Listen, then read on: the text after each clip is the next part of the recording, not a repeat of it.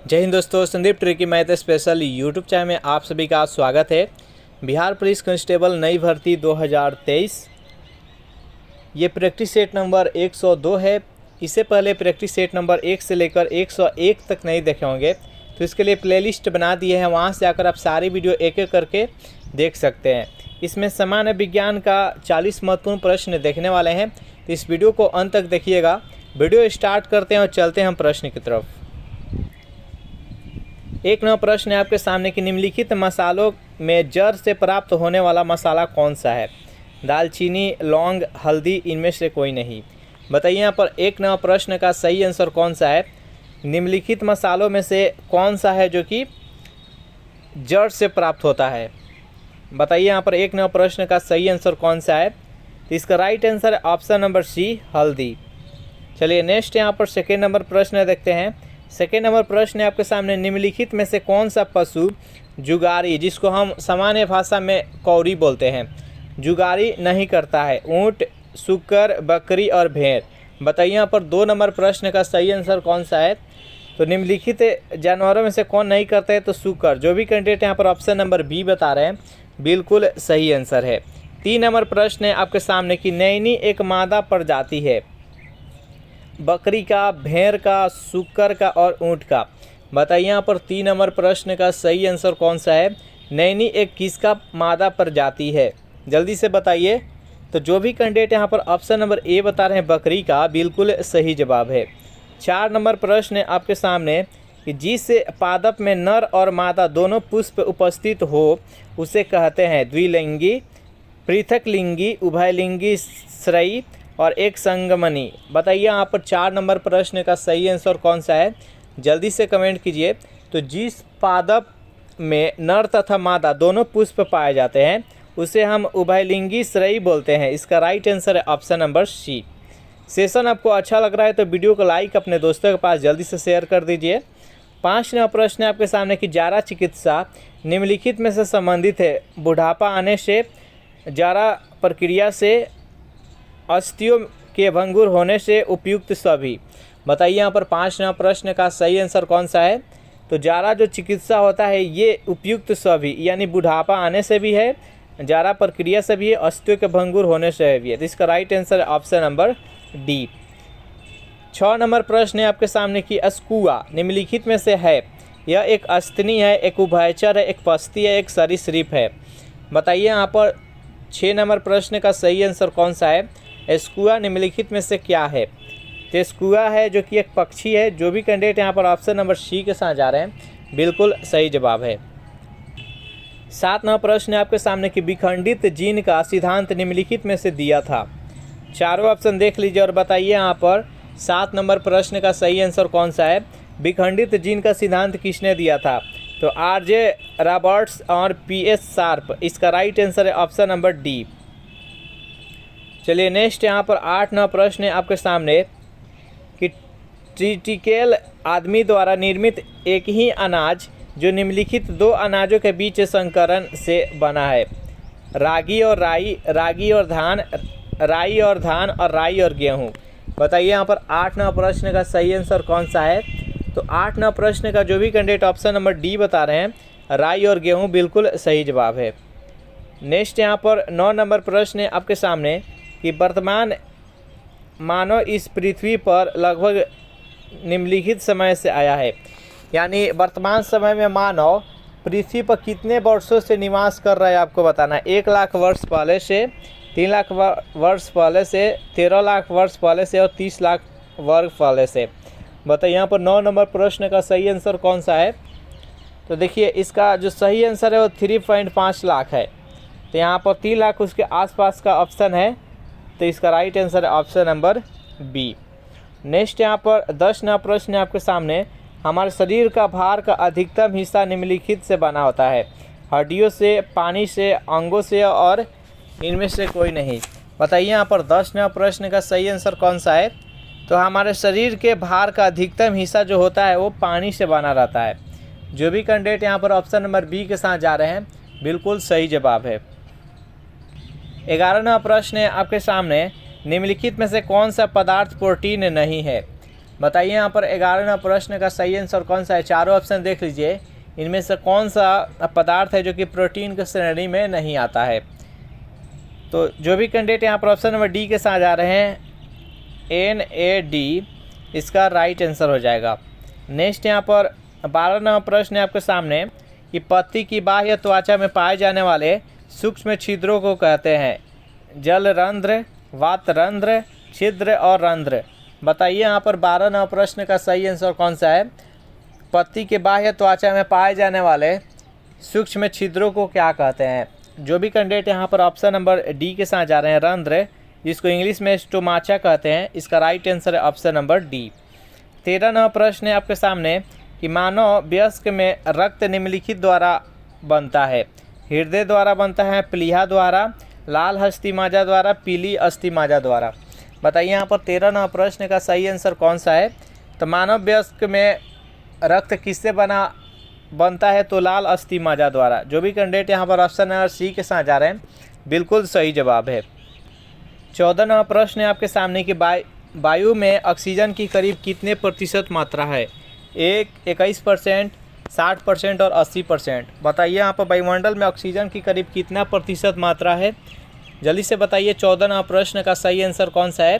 तो देखिए सबसे अधिक जो परसेंटेज है वो नाइट्रोजन का है 78%। सेकेंड नंबर पर आता है ऑक्सीजन 21%। जो भी कैंडिडेट यहाँ पर ऑप्शन नंबर बी के साथ जा रहे हैं, बिल्कुल सही जवाब है। 15वां प्रश्न है आपके सामने, किस पदार्थ के संचय से मांसपेशी में थकावट पैदा होता है। पाइरुविक अम्ल के द्वारा, लैक्टिक अम्ल के द्वारा, ऑक्जेलिक सिट्रिक अम्ल के द्वारा, यूरिक अम्ल के द्वारा। बताइए यहाँ पर 15वां प्रश्न का सही आंसर कौन सा है। किस पदार्थ के संचय से मांसपेशी में थकावट सा या पेन होता है मांसपेशी में। बताइए 15वां प्रश्न का सही आंसर कौन सा है।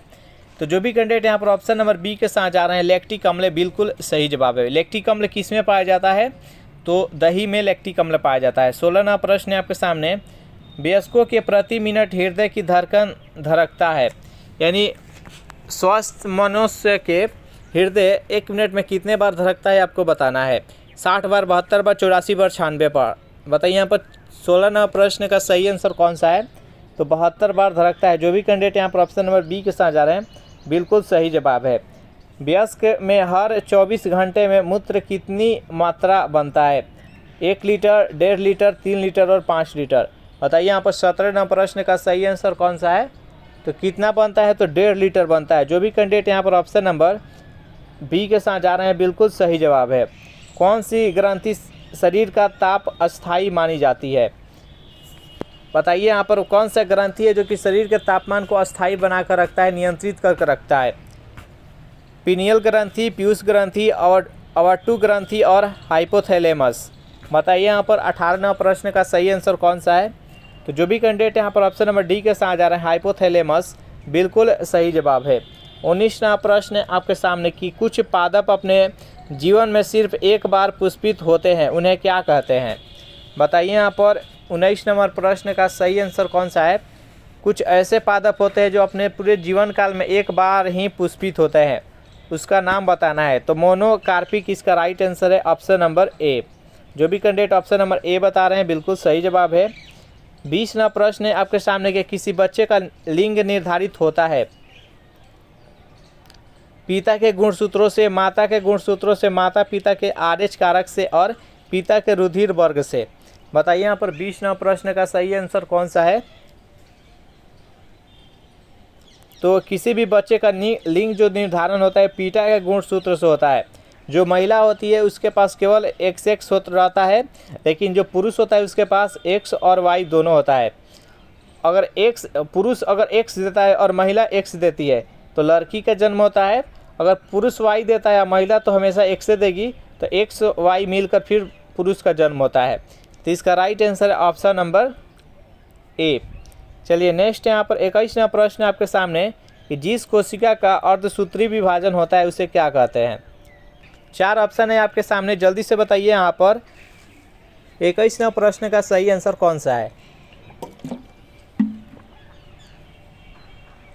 तो जो भी कैंडिडेट यहाँ पर ऑप्शन नंबर बी बता रहे हैं, अर्धसूत्री कोशिका, बिल्कुल सही जवाब है। 22वां प्रश्न है आपके सामने कि मानव के अंडाणु में गुणसूत्रों की संख्या कितनी होती है। 24 होती है, 46 होती है, 48 होती है, इनमें से कोई नहीं। बताइए यहाँ पर 22वां प्रश्न का सही आंसर कौन सा है। मानव के अंडाणु में गुणसूत्रों की संख्या कितनी होती है। तो टोटल 46 होती है, अगर जोड़ा में बात करें तो 23 जोड़ा होती है। इस प्रश्न का राइट आंसर है ऑप्शन नंबर बी। सेशन आपको अच्छा लग रहा है तो वीडियो को लाइक अपने दोस्तों के पास जल्दी से कर दीजिए। 23वां प्रश्न आपके सामने, निम्न में से किन जीवों के लिंग वातावरण से निर्धारित होता है। बोनोलिया का, मधुमक्खी का, मक्का का और पपीता का। बताइए यहाँ पर 23वां प्रश्न का सही आंसर कौन सा है। ऐसे जीव का नाम आपको बताना है जिसका लिंग निर्धारण वातावरण से होता है। जल्दी से कमेंट कीजिए। जो भी कैंडिडेट यहाँ पर ऑप्शन नंबर ए के साथ जा रहे हैं, बोनेलिया, बिल्कुल सही जवाब है। नेक्स्ट यहाँ पर 24वां प्रश्न है आपके सामने कि पीलिया किस अंग के खराब प्रकार्य से होता है। बताइए यहाँ पर 24वां प्रश्न का सही आंसर कौन सा है। यानी पीलिया जो रोग होता है किस अंग को प्रभावित करता है, तो यकृत को। जो भी कैंडिडेट यहाँ पर ऑप्शन नंबर बी के साथ जा रहे हैं, बिल्कुल सही जवाब है। नेक्स्ट यहाँ पर 25वां प्रश्न है आपके सामने कि रेडियो कार्बन डेटिंग का उपयोग निम्नलिखित में से आयु पता लगाने में होता है।